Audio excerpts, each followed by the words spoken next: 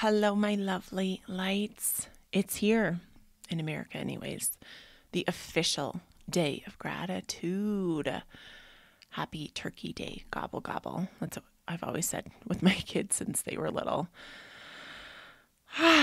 This is the day where we can give so much thanks for all that is, for all that was, that all that ever will be.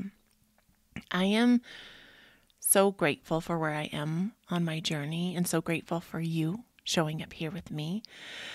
And on today's podcast, I wanted to share a gratitude self-care practice that we can do somewhere in the episode when I'm feeling called to, where we can open and expand our hearts and leave today feeling grateful.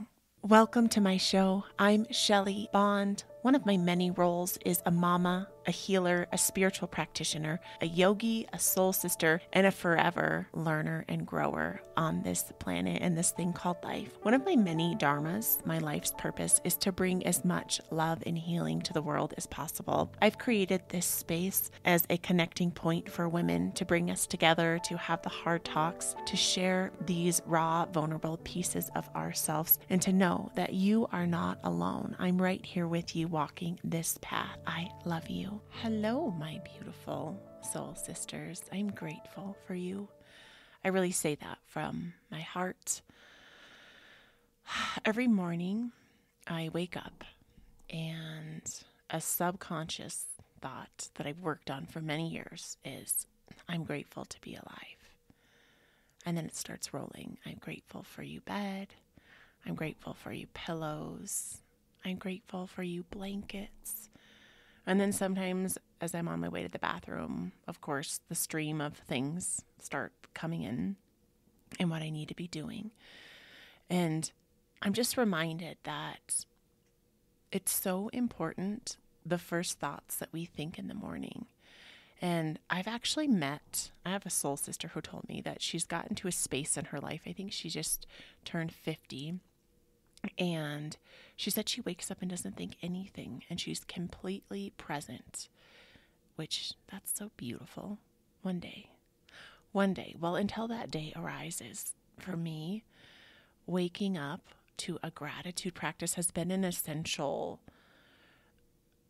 pivotal awakening in my life. And gratitude is something that we thrive on, that the universe thrives on, that nature, that energy, that this invisible energy around us thrives on.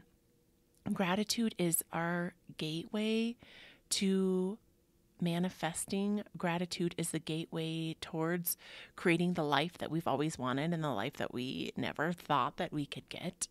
Because when we can first start and be grateful with all that we have, with all that we are, it's when we open up new doors. And gratitude is something that, right, at first is a thought.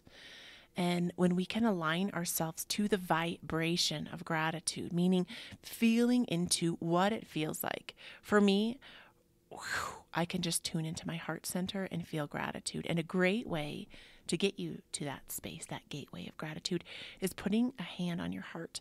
Your right hand is said to be that link directly to your heart. So if you have your right hand available, or if you are perhaps missing your right hand, your left hand will suffice. Perhaps maybe if you are someone who does not have either hand, you can also just imagine pressing something to your heart center. Because I know we all have different challenges in our life, and just bringing that connection piece to that heart is that way to anchor in. And maybe you can just sit with yourself for a moment and have a moment of reflection and just notice a moment where you felt immense gratitude. I immediately think of the birth of my children. So much gratitude just like flooded my system. Even after my traumatic C-section with Junie, I was in a state of just like, oh my gosh, just deep, profound love and so much gratitude for this baby. And then with Milo, I had a home birth with him he was in a birthing pool, and just floating him up to my chest, just this, again, immense gratitude. And then Jack, I had him in my bed 2 years later. 222 every 2 years. I had babies. So much gratitude for this like amazing creation. It really is. It's a miracle. Nothing less than a miracle of how we as women get pregnant if we are on that path and grow this tiny little seed, this little baby, and just like the stages. I had this book, and I'm sure nowadays I think they have apps, but this was like 13 years ago, almost like back in the olden days, where, what was it, like that, what to expect when you're expecting, and it was like, your baby is the size of a lemon or a grapefruit or a cantaloupe or a watermelon. And I always loved that, like, but it's such a miracle. And then how your body just, if you're willing and trusting, when you're willing and trusting to let your body go into natural labor and allow yourself to feel the actual throes and the pains and the rushes and the waves and the contractions of labor. Birth has been just like this very foundational awakening for me. And I feel like we can use birth as such a global kind of understanding for anything that we're going through in our lives, and that everything is the birth. And I will share this with you. This is one of my deep, dark things.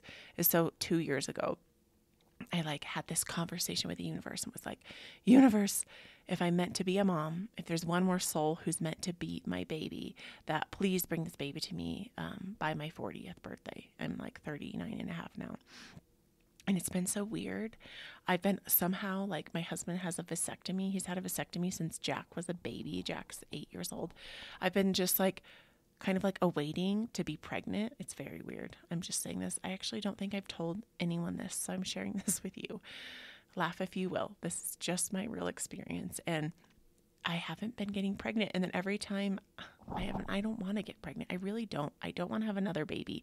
My kids are 13, 10, and 8. And it's like, I'm so grateful for where they are, but there's this weird part of me that's like, oh my gosh, I'm like almost in that space and age where I'm no longer going to ever be able to have a baby again. I'll never nurse a baby again. And then I see people who have babies and toddlers, and oh my gosh, I love to see them. But then I'm so grateful that I don't have to wake up 17 times a night and change diapers and make sure this person is like not throwing themselves down the stairs or going to stab themselves with a knife, or you know what I mean? But weirdly, after this talk, every time I get my period, I've been like feeling really sad and like, and it's really funny. But yeah, this is where I am. And this last month I was like, oh my gosh, what if I really was pregnant? And I'm like planning out when my baby would be due. And then I'm like, well, Junie would be 13 and I was 13 when my baby sister was born. And it was actually really hard because we lived such different lives. Like, I moved out when she was 7. We didn't grow up together. Like, we've been kind of estranged sisters. Like, I love her and when I see her, but I barely talk to her. I have a nephew that I've met twice, a niece I've never met. Like, it's kind of sad. And I don't really, not that I wouldn't do that, but I don't really want that for my kids. And right now they're all really tight and together. But this weird part of me is like, so where I'm getting at though, is that I've been transmuting this into that I am ready to birth something in my life. I think the universe has brought this to me, like with this grateful heart, that I'm ready to birth something different in my life. And I keep like feeling like I know exactly what it is, and then I don't know what it is. And then I feel like I'm like, oh, I'm lost and I'm confused. And it's just like with birth, is that we don't know all the things. Like, I remember my biggest fear with all of my births was that I wasn't going to know how to push my babies out, that I was just not going to know. But lo and behold, when that came with Junie, I was robbed of that. It was a very traumatic cesarean, which one day when I'm feeling that energy, I will bring that up. Maybe it's going to be on her birthday coming up December 29th. But as of now, that with Milo and Jack, I had these just like life-changing home births, and I didn't have to know how to push. I didn't have to know how to go into labor. My body just freaking did, because I set this intention to trust my body and to trust the process of birth, and I did. And it doesn't mean that there wasn't fear that would come up, because it would come up, but then my body just took over, and I stayed present with all of it. And those rushes, those huge contractions that were so painful, like I actually have it on video. On Awaken You Healing Center with Shelly, I very first started that on YouTube. It was called Storybook Sisters because me and my sisters lived in this subdivision called Storybook. And I was like, oh, we're the Storybook Sisters. And I was trying to get my sisters to YouTube with me, but they just weren't into it. So then I shifted it. But anyways, back then I actually posted, I have 2 of my births, and that's how my YouTube channel kind of grew. But on there is this point where I'm like, I don't know, I can't do it anymore. Actually, I don't think I have it. I muted it, but I say I can't do it anymore. And my sister was like, you can do it. You already are doing it. You are already doing it. And there was like these huge, just like, so the most excruciating pain I've ever experienced in my whole life. And just, I kept tensing and tightening up to it. And my beautiful midwife, Carol, I remember it was like one point where I had this cold washcloth over my eyes, and she just said, surrender, Shelly, surrender to the pain. And I remember feeling my shoulders just like crutched in my ears and fisting and just like curled toes. And I just, in that moment, I felt what surrender was. And it's really hard to explain without being just like, imagine and hold everything tight, and tense. And then I just soften and I let go. And I remember just opening the palms of my hand. And I remember that next rushing contraction that came. And it was painful, but it was like in this loving and accepting way. It was like, oh, I'm okay. Like, it's going to be okay. I can feel what pain feels like. And then it was like a matter of a seconds, maybe 30 seconds, maybe who knows how long those contractions were, where I was just met with calm and peace and stillness. And I would close my eyes. And even at one point on the video, I dozed off and I snored and I fell asleep because my body needed that rest and that replenishing energy. And then it was like, oh, and then when it came time to push, like, I think it's the movies, it's media that distorts our perception of birth. It's like, oh, you go to the hospital and the doctors and the nurses, they've got you. But really, home birth on my terms after a traumatic C-section was like, no, you're going to do this. You're going to trust your body. And yeah, I had my midwife checking and making sure my baby's heart beats and we were healthy and all of that. But she was there watching and just keeping us safe, not controlling the experience. And that's same with me, is that I've always struggled with control. In these 2 births with my sons, who are now 8 and 10, closer to 11 and 9, which is crazy, that I didn't control. I like let go, and it was intense and beautiful. And when it was time to push, my body just innately started going, just making the most like masculine, grunting, innate sounds that just were pushing. And there was no one going, 1, 2, hold your breath, 3, 4, 5, 6, 7, 8, 9, 10. Nobody did that. It was just, you pushed when you were ready. The only part where my midwife, it was like when Milo, so I was like in this beautiful oval birthing tub that was a beautiful friend named Shay, who's actually going to school to be a midwife, which is so amazing. And she has this, I think she's called Liberty Birth, and she started posting her births that she's being a part of, because I think she has to watch something crazy like 100 births before she can become a midwife. But she's already cruising, like I think she's up to like 12 births. It's like amazing. And she was at this birth, and I was in her pool. She was there. My sister Jenny, I was like laying back on her. And there was one point where it was like, they call it the ring of fire, where your vagina is just like open and stretched and the baby's head is like right there. And I was like trying to push when it wasn't time. And she said, if it's burny, stretchy, pull off. If it's burny, stretchy, pull off. And then she said, pay it like a dog. So then I was like, like that Lamaze that you hear. I was just like holding. And in that freaking ring of fire, where your vagina is just like stretched open, and it's so painful, and it's like the head, it's like right where the ears are. And then when the next, you would think the shoulders would be more painful, but for me it was like the head, and then pushing the shoulders, or the neck, and then the shoulders just and then baby just slid out. And I was in water, so that could have been helpful too, but it just was. And so for me, that this whole like bringing up birth and then birthing this baby. And after I pushed Milo out and Jenny was behind me and I got to bring him up and set him on my chest. And Milo's birth was kind of crazy because my water broke 2 weeks early. And when my water broke 2 weeks early, I actually thought I was peeing myself. I was like putting Junie down for a nap and she was like 2. And I was like on the phone with my sister, like, oh, I keep peeing myself. Well, it was a slow tear in my water bag. Like it was a slow leak and it broke. But guess what? I didn't go into labor because I kept holding this fear that I was going to have a C-section like Junie. And I held this fear and we were creeping up. Like my midwife came and checked me and my contractions just like stalled and stopped. And legally my midwife only has 24 hours before she had to put me in the hospital, pretty much because I was group B strep, because there's all these risk factors.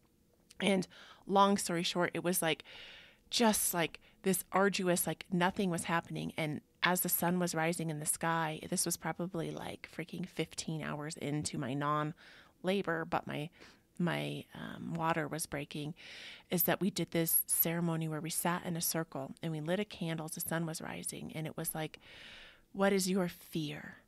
And I let go of that. I brought up like, my fear is that I won't be able to have my baby at home. My fear is that I'm going to have to experience that traumatic C-section again. And then I bawled and I let that energy come up and then it like went. But then still, it was like 2 hours, 4 hours, and still nothing. It was like stalling and stalling and stalling. And then my midwife, Carol, was like, had to bring Rex and I in. And in the corner, it's actually in the video on my YouTube channel where you can see, and she's talking to us and saying like, it's time, we've got to go to the hospital. Like, we've just got to do this. And I just came to this moment of just like, I broke down hysterically bawling, just like, it is not fair. Like there's so many women who don't care, who just want to have which is fine if you choose to have your baby in the hospital. But I was so intentional and I just like, I wanted this. I saw myself having my baby in the kitchen, in the birthing pool. I like saw it and I was like, universe, why are you not bringing this to me? I was like pissed and crying and emotionally hysterical. And then I just came to this moment of acceptance. I was like, you know what?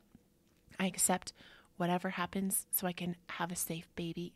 And I accept whatever is going to happen. And I remember I walked up the stairs and I saw Milo's car seat and my like hospital bag that my sister and my husband had packed up for me. And I looked down, I was like, okay, it's fine. We're going to do this. And I walked upstairs to get change. And as I walked up the stairs, I literally walked to the hallway in the foot of my bed.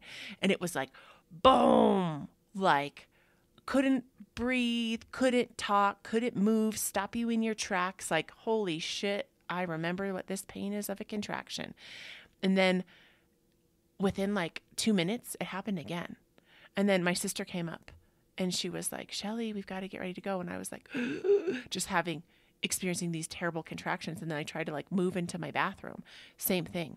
And then it's just happening. My sister's like watching me. And then she brings her friend Shay up and then they bring up the midwife. And then long story short, I went into labor and I had that baby within 4 hours because I emotionally released, I let go, and I came to a point of acceptance.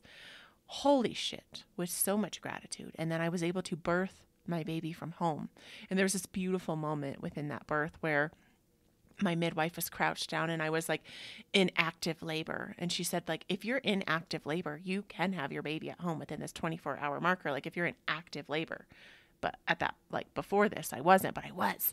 And we weren't sure if I was still going to be able to have a home birth. And it was about like an hour in and my contractions were like rolling and rolling and she was checking me. And I was like hunched over the side of the birthing pool, having those contractions. And in one of those pauses, my midwife knelt down and whispered in my ear, you're going to have a home birth. I'm going to set up for home birth. And I just like started bawling like tears of joy that I was going to be able to birth my baby at home, like my plan that I wanted. too. And then my sister cried, and my beautiful soul friend Shay cried. And then my midwife like reached up like, if willing. And I did. And I birthed that baby. And I feel like I'm sharing this because it's beautiful and it's part of my path, and that I'm so grateful for that whole experience. And birth has taught me so much about life and myself, and that I don't always have the answers, and I don't always get to be in control. And when I let go of my need to control is when life can actually start fucking happening. Like, isn't that crazy? So with this grateful heart, it's like, how can we use this metaphor of birth, even if you've birthed a baby before or haven't, on your terms or the hospital's terms? Because my first birth was very much on the hospital terms, that I had to surrender though. And the bottom line is that I wanted to have a healthy baby, and I was willing to do whatever it took to allow my baby to come into the world healthy. And then I surrendered. And that feeling of surrender, like the actual feeling, like I can bring myself in a breath to that moment of just like in the water, feeling that tense and that tight, extreme, excruciating pain, and then just opening and softening and just wallowing, and not wallowing as much, but just being in the pain, being with what the pain was, and then just allowing myself to ride the waves after. So the universe is probably not going to give me another baby, which I'm grateful, because I got my period this month and was like, thank you, universe, for my period. I really don't want another baby. I really don't want to go through all of the nursing and training my boobs and having a tiny baby again, because my kids are finally like big and they're self-sufficient. And like, there's some weekends where they're all just playing and doing their own things. And I can literally go for a hike with my husband for like 3 hours. And yeah, they have a phone and I can call them, but like I have a built-in babysitter, and it's like, I'm like here, and I don't want to start that again. But guess what? I would be open if that is what the universe intended. I would be open, but I'm also really grateful that it hasn't. And I'm using this metaphor, that this birth in my life, this labor of life, to remind me that when I'm going through difficult times, that it's just like birth, and that I have to surrender to those rushing, crushing, thrashing pains, and that I have to let go of this need to control. And especially with this holiday of Thanksgiving, and like this can be a time where it can bring up a lot of shit with our family, right? Because innately we fall into these roles with our family. We just do. It's like a subconscious thing. We will work so hard on all of our self-care practices, and then it's like down the drain almost, because especially if we have very controlling parents or whatever it is. And if you didn't listen to my last podcast, please listen. It was really beautiful about self-doubt and grief. Sad, but beautiful. And I was sharing a lot too on last week's podcast about, we get to choose the people that we spend our holidays with, that we don't have to feel stuck with people. And sometimes, like, I have a beautiful friend who's going through a divorce, and she's just feeling very vulnerable and lost and confused. And she says she doesn't know how to do it. And she has 2 grown-up children, who are 16 and I think 21. And just, I hold space for her and her pain, and not knowing how to do the holidays with this big break in families and splitting families apart. Like, sometimes holidays are not going to be as magical and fluffy and puffy and joyful as we think, because freaking media, because advertisements, because marketing says that it's this joyful, jolly season. It's not always. Sometimes it's this really anxious, overwhelmed, like really grief-induced time of year. And with this time of year, it's bringing like coldness and introspection and rest and retreat. And like the bears, we have to hibernate. Like, we have to sleep more. We really do. We have to honor and acknowledge this time. Like in the summer, I was like out in the sun, staying up later, waking up earlier. I was just like feeling the energy. I get really amped up in the summer because I feed on the sun's energy. And now that I'm not really outside in the sun a lot, because it's like colder. It's colder. And I go for a hike like once a week, but I'm really not getting outside that much, which is kind of sad. And I need to make myself, because even when I make myself and it's cold, I do feel better. But for real, it's like, I can tell that I'm lacking that vitamin D. So it's like, I really need to just get my butt outside and walk, or I need to be taking like an organic, real vitamin D supplement, which is what is probably, I'm going to do both. I need to do both. It's like double dose. And also, there's a lot of light therapy that we can do to help us in these like darker, colder months.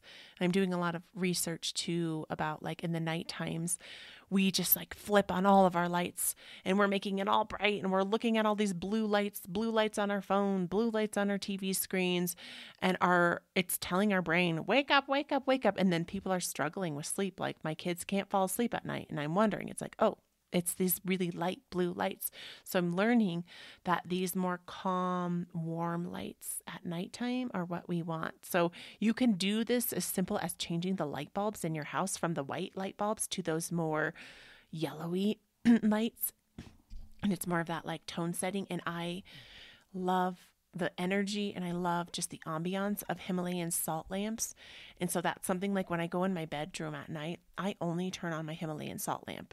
And if someone turns on the light, I'm like, and I'm not so pretty. And I even like working with my kids. And I even noticed my son Milo has this awesome reading light. It has all of these different settings, but he's been using it on like the blue setting that's just bright and blinding. And he some nights will lay in bed until like he's in there by 8 o'clock laying in bed, and then he's up until 10. And I'm like, oh, awareness. So I've switched over to the Himalayan salt lamp when he's reading, to have this warmer light. And right, this warm light also is like, it's like light therapy for us. And you can do your own research when it comes to that. But just having these warmer lights and not so abrasive, like turning every single light on and every TV and every computer and every phone in the house, because that is what is struggling. That is struggling with our sleeps. Okay. On that topic, my beautiful soul sisters, this is again this day of gratitude. And if you're listening today or tomorrow, gratitude is something that doesn't just stop on Thanksgiving on November, the third week of November every year, because gratitude is an essential piece for us being our best self, for us growing, for us healing ourselves. We cannot begin to heal ourselves unless we can be grateful for these incredible vessels, for these bodies, for these minds, for these emotions, for these spirits. And you might have started a gratitude practice. So I'm going to guide you through this gratitude self-care practice that I intuitively created myself. It's just like with anything. You can practice from this teacher and this guide and that guide, and then you meld it into what feels good for you. And I'm really big on being intuitive when I'm guiding and teaching. So I just tap in and just allow kind of the stream of consciousness to work through me, versus right now I'm actually finishing up my 300-hour teacher training, and I have to write out my 60-minute class. And I'm like, oh my God, I haven't written out a class in like freaking 3 years. Like I'll come up with my peak pose, the big pose that you're building up to based around your theme, but I just flow with it. So I'm having this block, like, I don't want to write this class, but it's fine because I'm going to just write it in my mind and do it. So join me if you can. If you're driving, maybe turn this off and practice this a different time. If you're cleaning or doing a chore, or maybe you are cooking or whatever it is, maybe you can find a moment of stillness to just take the next few moments and just find your grounding. Allow yourself to find a comfortable seat, whether it's sitting crisscross applesauce on the floor, laying on your bed, sitting in a comfy chair or a couch, or maybe you want to just ground your feet into the earth and stand and maybe lean your body against the counter or whatever you want. Maybe you want to just stand and ground your feet in the middle of the room. And we're going to begin by bringing our right hand to our heart center and just really allow yourself to feel that connection to the earth here. Closing your eyes if you haven't already, batting your eyelashes closed, and then breathe a big purifying breath into your heart center, expanding the side body. And allow an organic exhale to go. Allowing that breath to purify into that grateful heart of yours. And exhale. And here we set the intention to open to a grateful heart. We intend to allow gratitude to be our loving vibration. Breathe in gratitude into your heart center. Exhale gratitude organically around you. Breathing gratitude in. Exhaling gratitude. And in the eye of the mind, perhaps you could write or scribe, or like a magical download from the universe, you could see, I am grateful. I am grateful. I am grateful. I am grateful. And in this moment, perhaps you can tune into the energy of nature, or a person, or an experience where you felt gratitude, where you felt so grateful for this moment. Tapping into that energy, really opening and expanding and giving yourself permission to feel so much gratitude. Perhaps it's the trees, or the earth below, or the mountains, or the hills, or the oceans, and the rocks, and the crystals of the earth. Giving so much gratitude for this loving nature.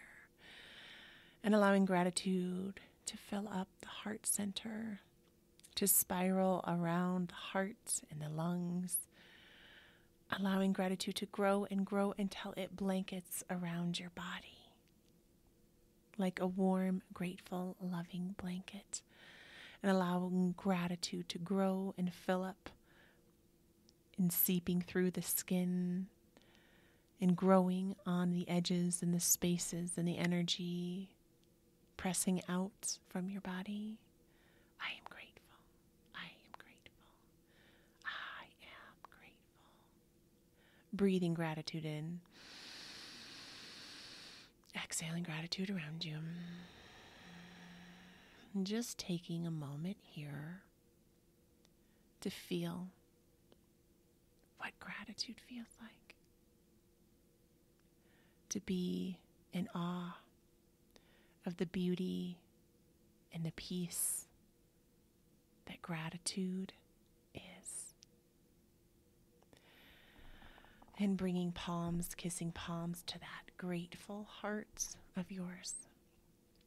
Honoring and acknowledging the love and the gratitude within you. And today we honor and acknowledge it within all that we come in contact with. Namaste. Just take a moment to just settle back in. Breathe back into your body. Blink your eyes open. Sometimes I could just stay there. I feel like especially on these cold days, I could just stay. But this is a busy day, a busy week. And my beautiful soul sisters, I just invite you that no matter what is going on in your life and your family and the holiday season and the world and your children and your spouse and all of the things that you can tap into. And it doesn't have to be that long of a practice, but really just putting your hand on your heart center and just mantraing to yourself. I am grateful, I'm grateful, I'm grateful. And as we know, or perhaps you are new here, that the way we start and end our days, it sets the tone. So just thinking of how do you want to set the tone for today? And even if it's the afternoon or evening, how do you want to set the rest of the tone? And remembering what Buddha shared is that it says every day is an opportunity to be born again, but I really believe that every moment is a really opportunity to be born again. You don't have to wait for tomorrow. Hand on that heart. I am grateful, I am grateful, I am grateful. And you can bring yourself into that grateful state of being right when you're waking up, even if your alarm clock is chiming or kids are crying or dogs are barking or whatever, because that's always going to happen. It's always going to be there. Keep that hand on that heart. Keep the hand off of the phone, off of the screen.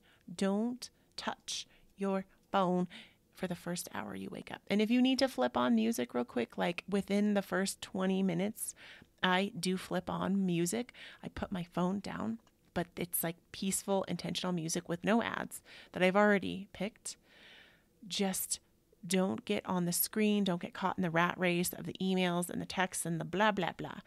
Just let yourself feel gratitude and do you before you do anything else, right? And if you have kids, right, sometimes you have to encumbrance that time together. You blanket it together, you spiral it, you mingle it together. And like some mornings, I just have to flow with it, but I'm always working in that gratitude practice. So even if it's I'm sitting, going pee, taking a shower. Oh, showers are magical gratitude moments. Just put that hand on the heart. I'm grateful. I'm grateful. And no matter what's happening, when you attach anything to the two most powerful words spoken in all languages all across the world, I am. And then you're attaching grateful to, that you cannot help but feel that vibration. And it might take some time, because we know Louise Hay, our beautiful spiritual mentor, taught us 200 to 300 times for the subconscious mind to register something as the truth. So if we have been on a downward cycle, experiencing self-doubt a lot, like we talked about in last week's podcast, experiencing a lot of grief or anxiety or worry or fear, whatever it is, right? We are here now.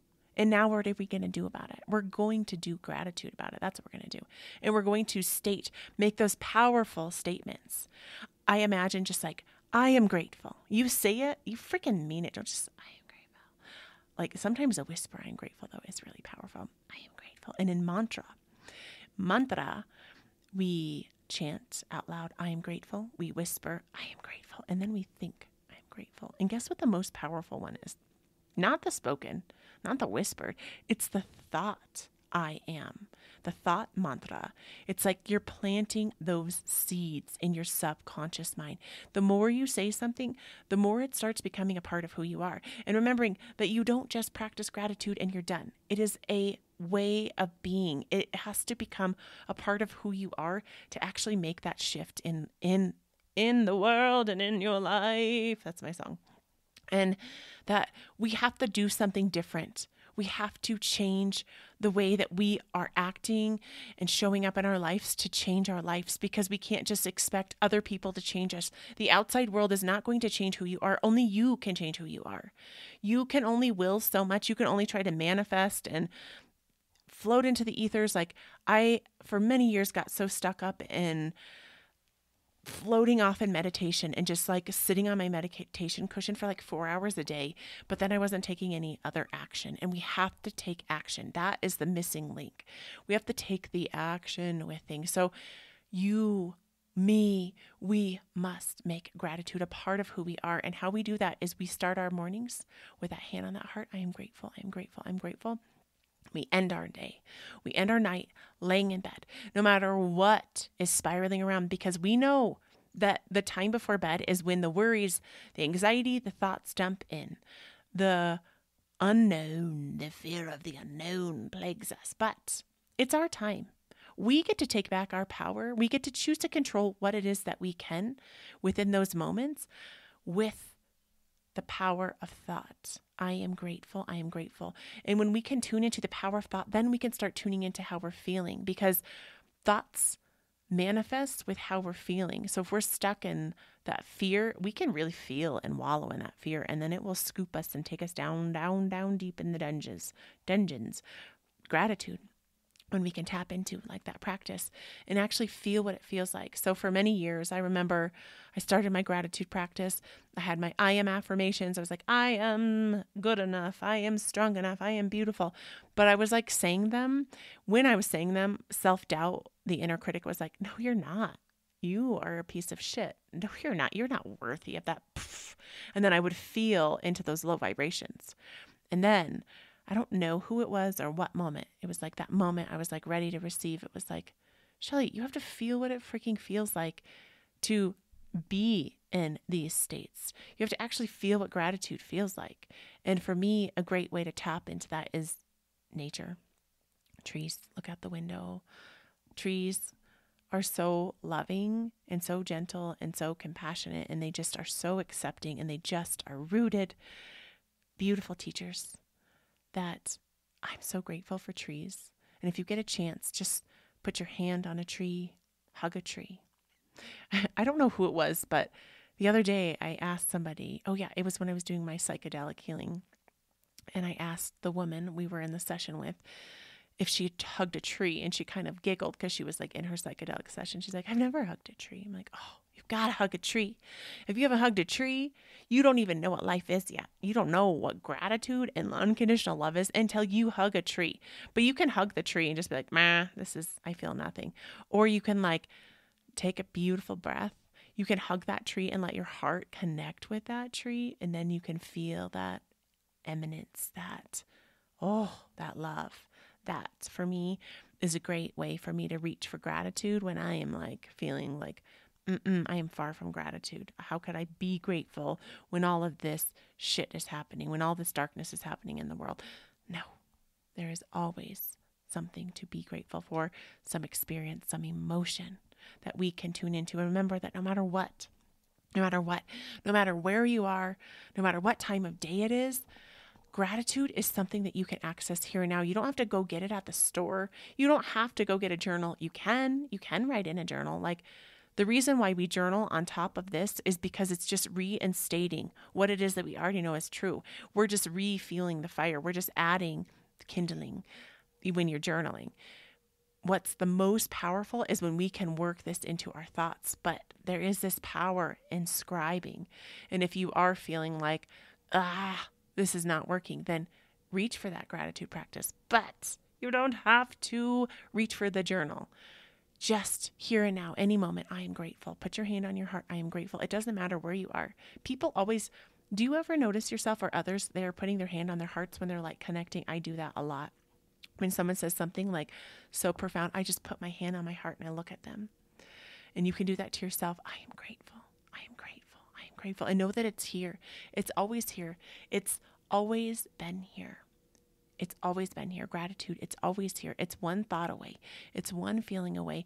It's one vibration away. It's just taking a moment to bring your awareness to what it is that it already is, that already is your birthright, to that freaking grateful heart of yours, to that beautiful big heart that is ever loving, that is ever changing, that just is. I love you. I love you. I'm so grateful for you. And I really intend for today's podcast to just shine light into the darkness and to know that gratitude can become a part of who you are when you choose for it to be, when you make the choice that you're like, no more, enough is enough, or I need this in my life. I need this every day. And I need this. Sometimes it's like we have to come from that space of desperation. It's like we hit rock bottom. There's nowhere else to go but up. And the way to go is to reach for something higher and a higher vibration and a higher energy, to gratitude. I love you. And I really wish you that this holiday season that you can just be grateful for the small moments. Be grateful for this moment, for my voice vibrating in your ears, for your eyes looking around, for your nose smelling, for this beautiful body that is, for these feet that touch on the earth, for the clothing that brush your skin and keep you warm, for the bed.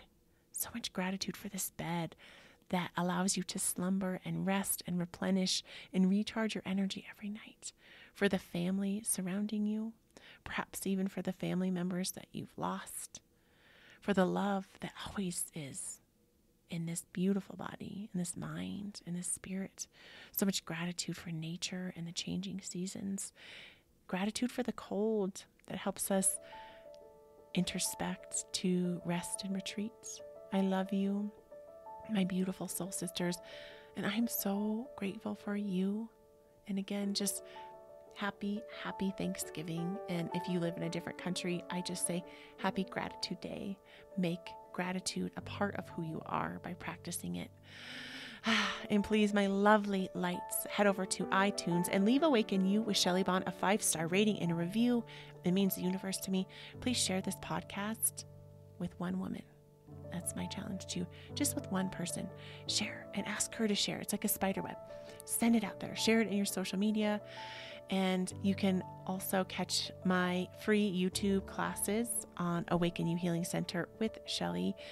There's just all sorts of amazing things. I was like looking back and I did this beautiful morning meditation inspired from Louise Hay. It's like a gratitude morning meditation. Oh my gosh, so beautiful. And just like 5 years ago of just like, I love it. There's like so many amazing classes. I think I'm like growing upwards to having 500 videos on there, which is insane. That's what 5 years does when you just show up and you keep doing the things. You can catch me on Instagram, Awaken You Shelly Bond, on Facebook, Shelly Bond, and my beautiful book, Awaken You, is available on Amazon. And you just type in Awaken You Shelly Bond for sale right now. I love you. I am forever grateful for you, and I will be back here hanging out with you next week.